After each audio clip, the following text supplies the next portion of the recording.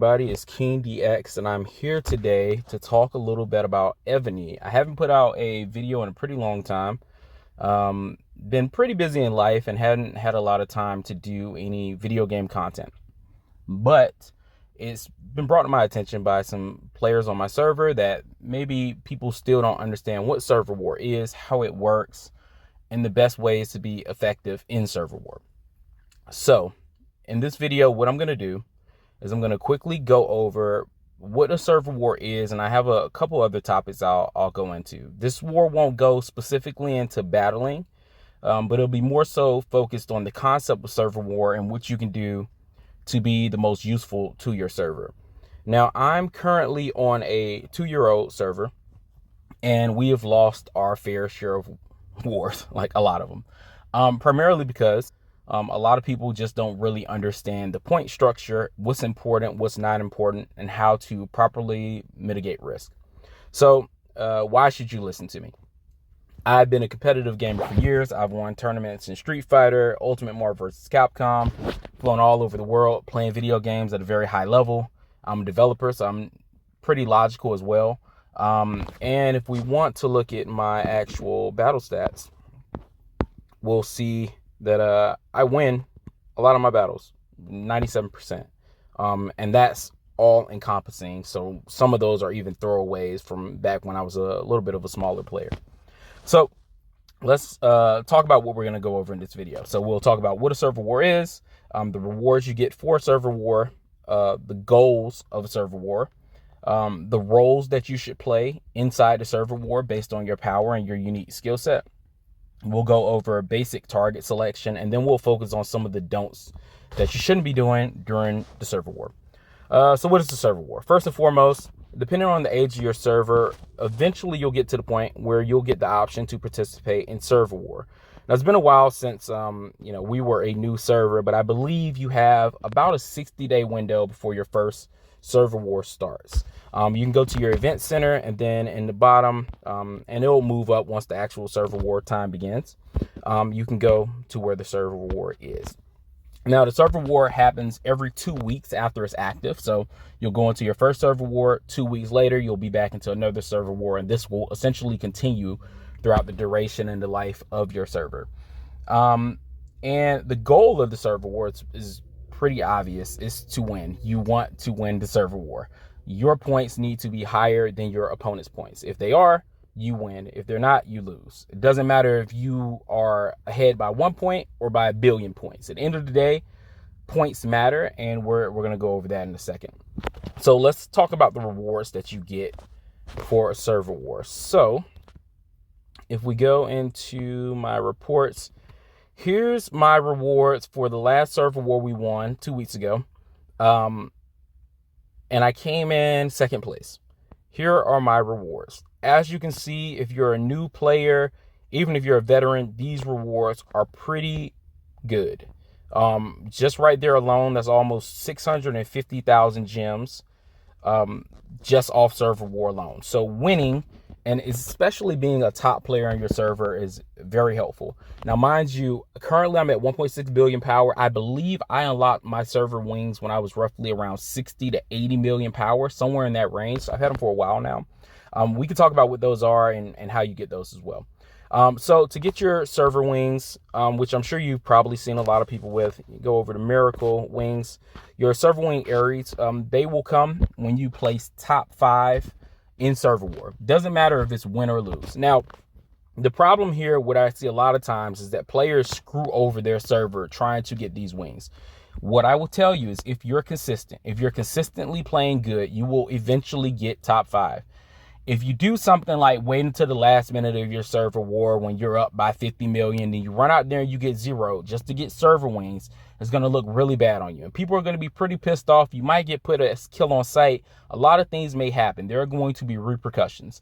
Just remember that even though this reward is individual, it's based off you playing in a team setting, team scenario. You should be thinking of this as a team, not how do I get my server wings, not, oh man, I'm in 6, I just got to do something drastic so I can hurry up and get to 5. That is not the way to think. If you think that way, you're probably not going to get your server wings for a while. So my advice, play smart and you will get those server wings eventually. And we'll talk about some things you can do to kind of make that more of a possibility for you.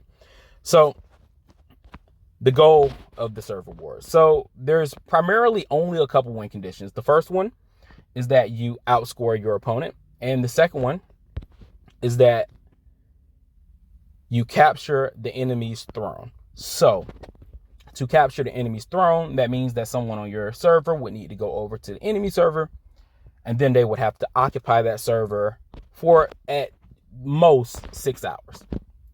So that is typically pretty hard for a lot of servers. But if someone were to come to your server and they were to capture your throne, you've automatically lost the server war. If that happens on your server, that may be a good time for you to go out and attempt to get those server wins. Because at that point, it doesn't matter what happens anymore with the score.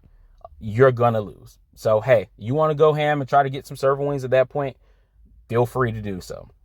But for the most part, you'll want to try to be very reserved in how you play, because getting zeroed costs a lot of resources, costs a lot of money. You can lose a lot of troops in server war. So you want to be smart and, essentially don't be greedy when it comes to trying to win the war. So that's the first win condition, capturing the enemy throne, guaranteed successful win. The second one is, like I said, outscoring your opponent. Now, I see some people, they think that the temples are important. These temples are not important at all. The only thing you should worry about is if you've lost already because maybe the enemy captured your throne and now they're trying to rub salt in the wounds. Then maybe you want to come over to the Hunter Temple and maybe, try to defend it. The Hunter Temple is the main temple most people care about primarily. And let's see if it'll show you. It might show you. Yeah. So here, this one is going to lower your ability to march. Turtles. People hate turtles. It's going to slow you down in trying to gather. It's going to slow you down in trying to make it monsters. It's just a pain in the ass. It sucks. And then the other temple people typically care about is the Harvest Temple, which is going to slow down your ability to gather and farm after the server war is done. So, if you want to, you can protect those, but here's what I say about temples.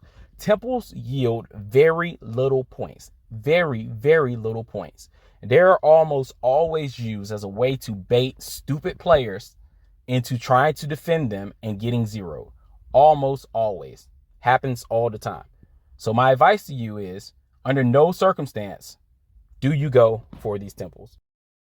So my only advice for the temples would be, if you are a very big player, and we'll go over kind of roles in a second, then maybe there is a reason to play on the temples, right? Because a lot of times what will happen is a big player will come over, they'll throw a march into the temple, and then, depending on the troop type, you can attack, you can make points.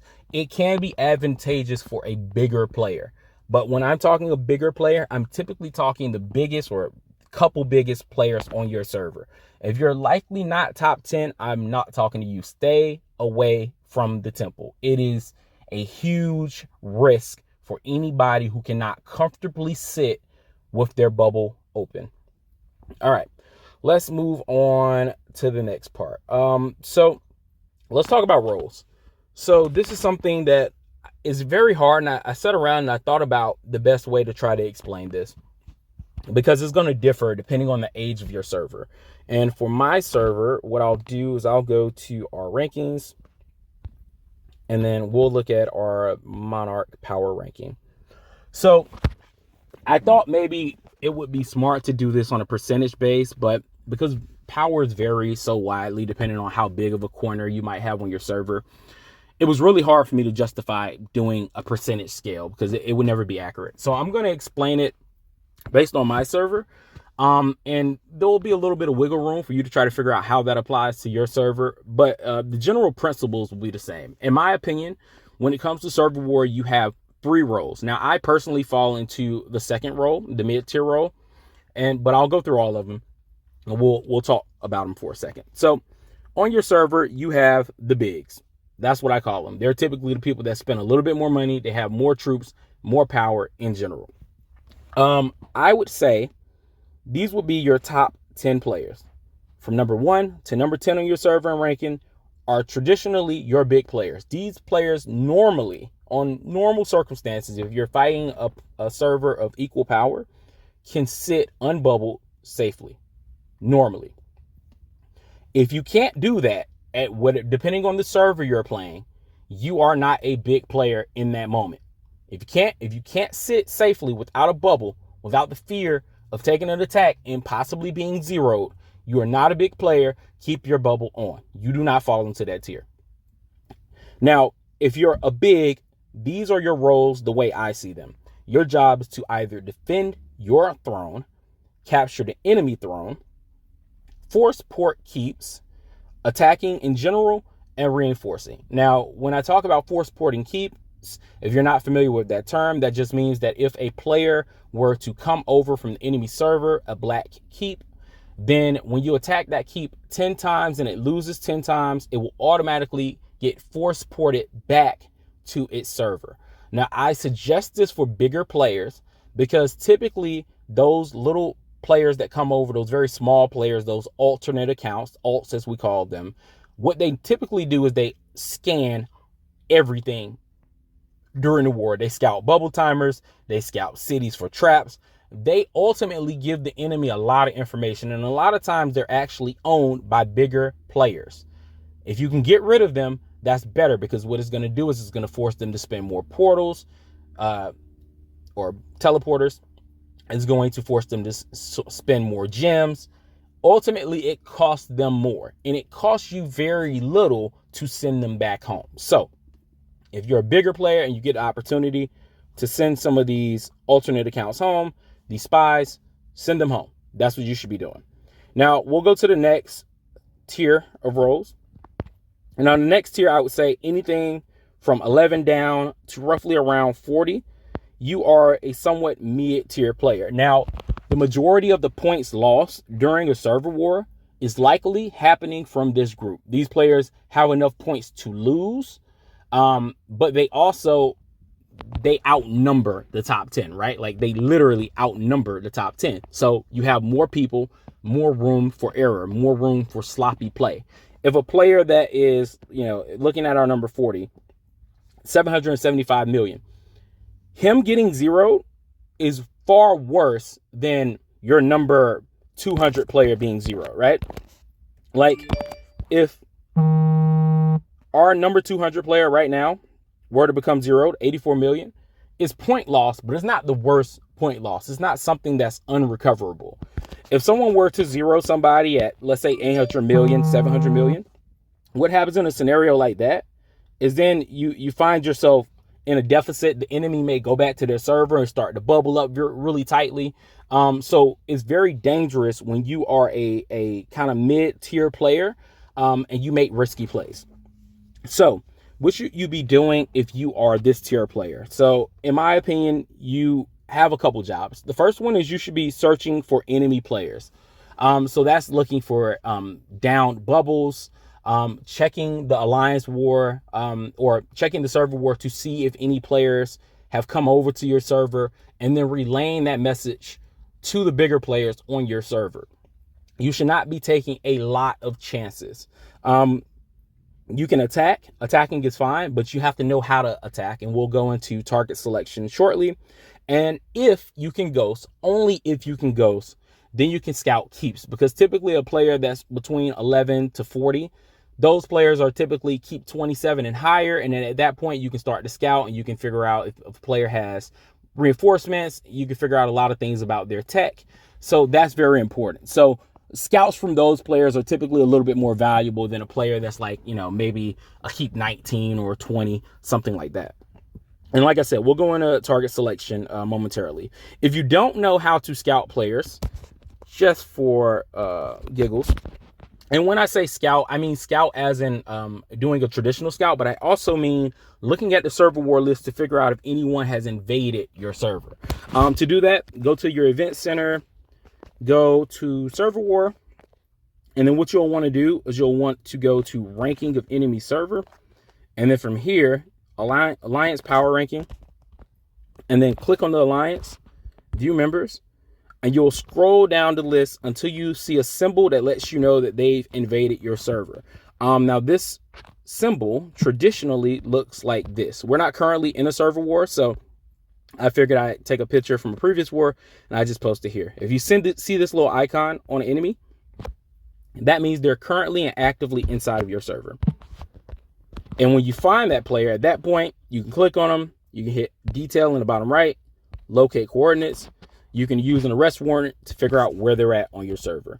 If you find a player that's too big, or if you see a player like one of their bigger players that's over on your server, you should go to your world chat and you should immediately call it out. Let everybody know whenever the bigger players are on your server. It does not matter if you're bubbled. It doesn't matter what the situation is. It's always very valuable for everyone on your server to be aware of what the battlefield looks like, because that's going to make it a lot safer, sorry, for those players that are around from rank 11 to rank 40. Those guys, is going to make it a lot safer for those people to be effective on the battlefield. Because if you're one of those players from rank 11 to rank 40 and one of their bigs, their number one, number two players on the field, you probably also don't need to be doing any attacking. You probably should be in a bubble just like everyone else.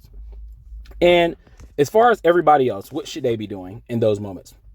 So if you're one of the other players, and let me just go back to ranking. So let's say you don't fall into the top 40. All you should be doing is searching for enemies. And if you get a chance, you can scout players if you know how to ghost. Outside of that, stay in a bubble. I'm not saying there's no way and there's nothing else you can do to be useful to the server, but that is literally the most useful thing you can do. Staying in your bubble, killing monsters. And now, I know if you've been paying attention, if you've read all the stuff they talk about server war, you can technically go to the enemy server, you can kill ads, you can kill monsters, and you can earn points.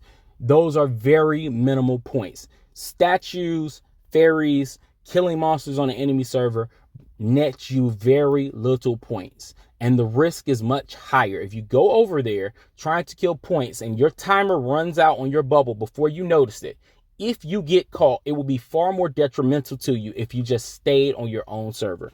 So I always advise, if you are a smaller player, stay far away from the enemy server. Put on a 3-day bubble and do that and that only. Now, if you don't know when to put on a 3-day bubble, there is a 16-hour window of when you can activate a 3-day bubble for the server war. And I noticed that people consistently miss it. So I'm going to show you how you can quickly make sure that you put on a bubble on time. Now, I'm in the United States. For myself, server war happens on a Friday. It happens at the server reset time. Now, well, technically that's wrong. Not the server reset time. When the server time hits 0 is when it happens. So if you go into your options, go to settings, where you see the server time at the top. When that's 000 server time, that's when your server war is going to start. As long as you activate your bubble, your 3-day bubble, after the 00 server time for that Thursday, the day before server war, as long as you activate it after 000, your bubble will last you throughout the duration of the server war event. The server war event, the time in which someone can come to your server and attack you, is technically only 48 hours. There's no reason, there's zero reason that you should have a bubble drop when you have a 16-hour window to apply your bubble. 16 hours. This is why most servers purge prior to the server war starting. And a purge is when you go around, you find people who have failed to bubble, and you attack them to zero their troops. It is not an attack on you personally. It is not meant to start a bunch of trouble or problems in your server. It's done because if we do not do it, if your own server does not destroy those troops, clear your resources, clear out those tiles that you're farming, then what's going to happen is the enemy is going to come over and they will do it. It is more beneficial to your server that your server takes your resources, that your server kills your troops. It is more beneficial to your server to do that than allow the enemy to do it. Because if you allow the enemy to do it, if you allow the enemy to take 10 billion in resources from you, that's 10 billion in resources that player can now use to get stronger, build more troops. That is a huge detriment to you. So I understand some of the feelings that come from that, but understand, It is not a personal attack on you. It's happened when I ran my own alliance. It happened to our players, and I understood it. It sucks, but that's the reality of the game.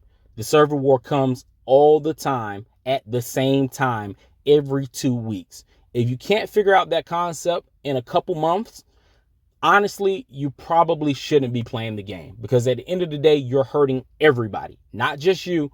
Everybody on the server is punished. So let's talk about some basic target selection. And then after that, we'll just talk about some things you should not be doing during server war. So when it comes to target selection, what I like to do, and like I said, I'm 1.6 billion in power. You should always attack down. I remember at the beginning of our server, everyone used to get mad. Oh, these big players are picking on the small players. Let me tell you this if you didn't already know it. Evony is designed. It is literally designed for bigger players to attack smaller players, because there is no reward in attacking players exactly your same power or players stronger than you. There's absolutely no reward for doing it. You will be at a deficit if you attack players bigger than you. Almost all the time. More than half the time, you will be at a deficit attacking players bigger than yourself. Always attack down. That is the first rule of thumb. Now, with me as a player who's 1.6 billion, when you get around 1 billion to 2 billion, you hit this very weird sweet spot. And what I mean by that is, typically players at that power level, they have enough troops of certain types where you can make an attack, and that attack can become advantageous if you're smart about how you do it.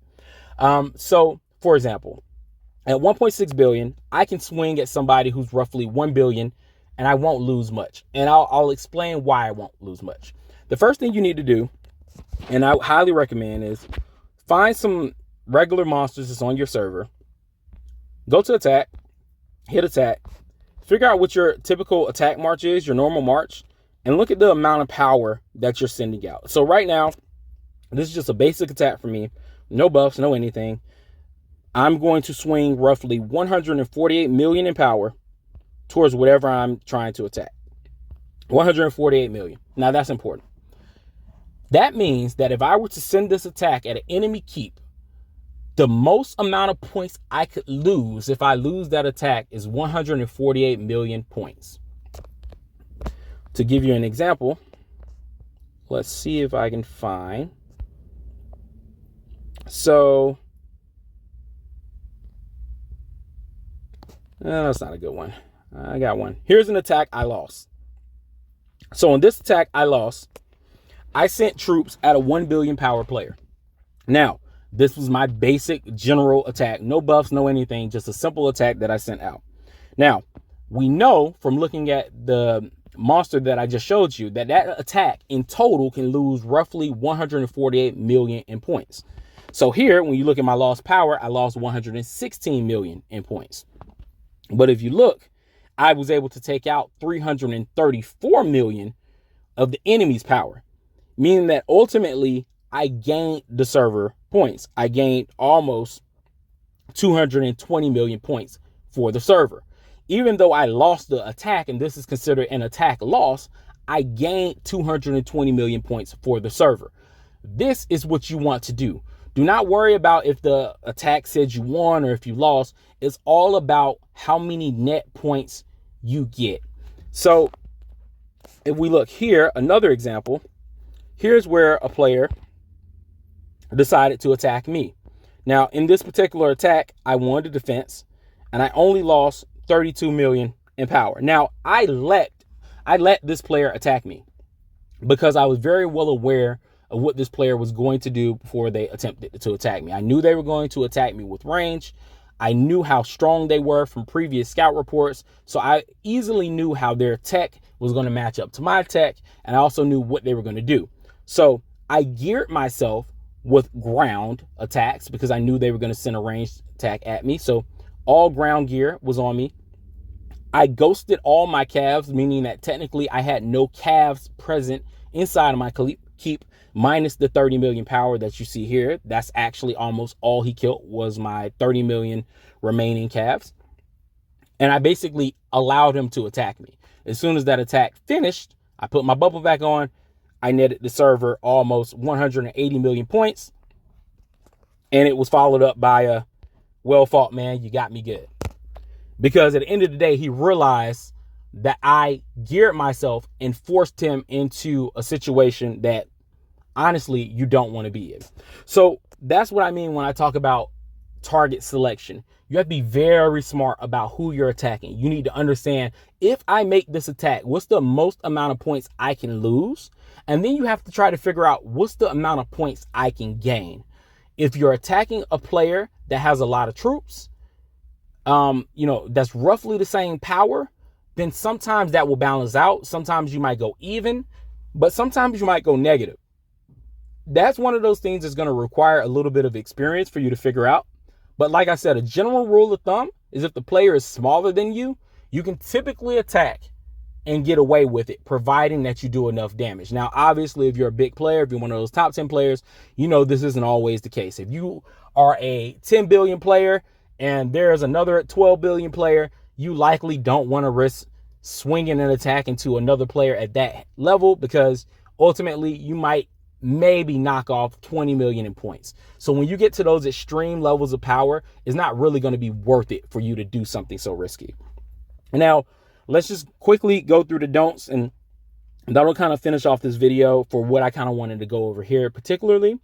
There are things you should never be doing during Server War.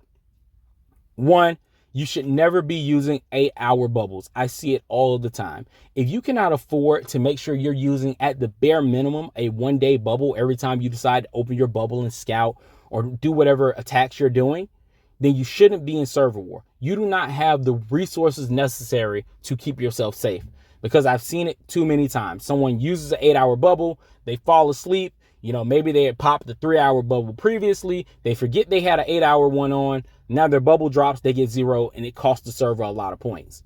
So, rule of thumb, during Server War, never ever use an 8-hour bubble. If that's all you got, you should not be participating in Server War.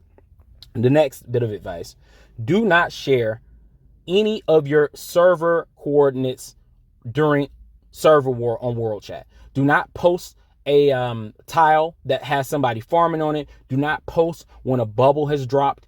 All that is doing is allowing the enemy to see what's going on. And the reason I'm saying that is because every single time a Server War starts, you have a spy. If you wanted to, all you have to do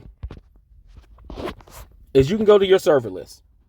You create a new game on any device. A lot of people do it on the PC. And then they say, oh, you know what I like to do? I'm going to make a new account on this server.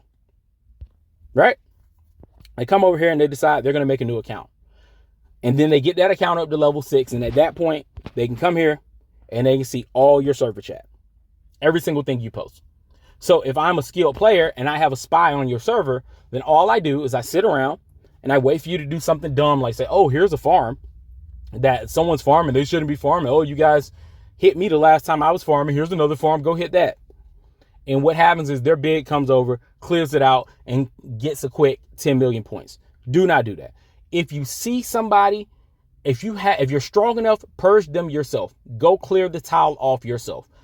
Do a speed attack, quickly clear them off, pull your troops back, put your bubble back on. Be done with it. If you're not strong enough, reach out to the biggest person in your alliance. Let them know. If they're not there, make friends on other alliances. Send a message, direct message. Let them know, hey, this is what I see going on. If we can get somebody to help out, please do. If you see bubbles going down in your alliance, contact the R4. Hey, we need a bubble on this guy. Please put a green bubble on him. If you don't have any green bubbles, if you don't have an R4 on, let somebody know. Do not be silent. Let them know. Let someone on your server know so they can clean it out before the enemy comes over and gets those points. Another thing, do not announce any plans you have on World Chat. Oh, hey, I'm about to go over and attack the enemy throne. No one needs to know that. You don't need to post that. Keep it to yourself. If you're going to do it, do it. Don't let the whole world know. Like I said, there are spies. There's no point in you doing that. All you're going to do is give them a lot of information, and that extra information is going to be used to mess you up. Next thing, don't worry about temples. Do not worry about your alliance city. If someone comes over and they start burning your alliance city, let them. That's basically the only thing I can say. Let them. If they come over and they want to send one troop into your alliance city, and it's going to take 4,000 days to burn, let them do it. Even if they burn your city down, let them. You know why? Because you can put it back up free of cost. It will cost you nothing but a little bit of time. That's it. So I've seen people get pissed off about this before, and I've seen big players do this as well, where they come over, they find a smaller alliance, they burn it down.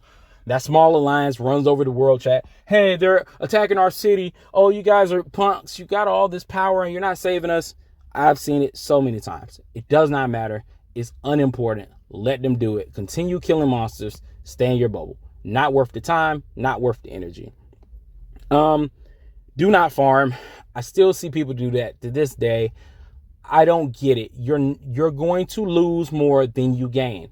If you put a bunch of troops in a resource tile and someone hits it and they destroy 20 million, 40 million power of your troops, you're going to spend more resources healing those troops than you would have if you just kept your troops inside your keep and farmed monsters. Please do not farm tiles. Now, the last bit I want to go over is we'll go back to scoring for 1 second because I don't think I focused on that the way I wanted to. If you go to the server war, while you're here, if you look at your score, so this is our last server war. It was a pretty big snooze fest, so not a lot of points scored, actually. So I came in 7th. Here, I brought in roughly around 238 million. What a lot of people don't seem to notice or fail to notice is that in that top right corner, there's a picture of this little guy right around here. If you click on him, it will show you how many points you lost. So even though I brought in around, what was that, 250 million, 230 million, something like that, I lost 125 million. Meaning that in reality, I only really earned the server 100 and something million points. Not that much, but ultimately I went positive. If you go and you do something like, oh, hey, this guy right here, 248 million points is what he earned the server, 248. But he lost 625 million points, meaning that ultimately he cost the server 400 million points. So even though you're trying to be helpful, what happens is you end up hurting the server. So this looks nice. And a lot of people focus on this when it's time for them to get their server wings. Like, oh, I don't care as long as I get in the top 5. But ultimately, you screwed your server over. And I'm not saying that to offend this player because I know this player might see it. This is not an attack on any individual person, but I'm just doing that to prove an example. And I'm only proving that because actually he's the highest person on our board that I believe has negative points. And maybe I'm wrong. Nope, actually I'm wrong. So this guy right here, Dutch, earned 369 million. Lost 639. So he ultimately lost 300 million points negative towards the server. Hurts the server in the long run. So look, I understand mistakes happen, and I'm not telling anybody to play perfect, be perfect. That's impossible. That's an impossible thing to ask people to do. But if you want to do a better job for server war, if you want to get those rewards, if you want to be able to get those wings, listen to what I said. If you follow those, I think you'll be okay. And what I'll also do is all these talking points I just kind of went over because, like I said, I didn't really write a script or anything down. I just kind of went off the top of my head. I probably could have shortened this video a lot. I'll put it down in the description for the video. I don't personally like doing videos anymore. It takes a long time to do them. I don't have my usual setup that I used to have previously when I was doing these all the time. But I know there's probably going to be some interest on how to battle. And I know when you go on YouTube, you see a bunch of these guys, a bunch of these Bitcoiners, and they act like they know the game. These guys do not know the game. You think I'm lying? Go look at some of their videos. Go look at some of their all-star videos. It's the same thing every single time. Range going up. Let's fill the range. Send in the range. Let's speed it. Let's bring it back. I mean, it's literally the same pathetic play. And to be fair, it's not completely on them. That's just ultimately how the game plays out once you become a bigger player. The game mechanics are not that great. The strategy is not that high at bigger levels. It's all about who has more heals, who has more speed ups, and that's literally what it all boils down to. And obviously who has the best tech, who has the best gear, but that's all once again attributed to who's spending the most money. So what I'll do is this. If this video somehow, which I doubt it will, but if this video somehow gets to 1,000 views or 1,000 likes, I will make a full in-depth breakdown of how to do battling inside of Evony. And I'm not going to sit here and tell you that I have the formula to how battles work, because I don't. But I can show you how to completely mitigate all risk when you attack, when you defend. I might have quite possibly the highest efficiency rate out of anybody in this game, and I have no problem saying that. The type of numbers I put up on Server War are incredible. Like, and I hate to say that to gloat, but it's really true. I've earned over 1 billion points at 1 billion power. Like, positive points. Not oh, I earned 1 billion, but I lost 800 million. No, like, I consistently do things like this. This is not a rarity for myself. And if you want to learn that, the only way I'll do it, because like I said, this isn't fun. I'm not really even too excited about Evony anymore, honestly, because as I get stronger and stronger, the game becomes less fun and less challenging for me, myself personally. I could coin and be a lot stronger like some of these other players, but it would really lose the sense of risk reward for me. And at that point, I just wouldn't play the game anymore.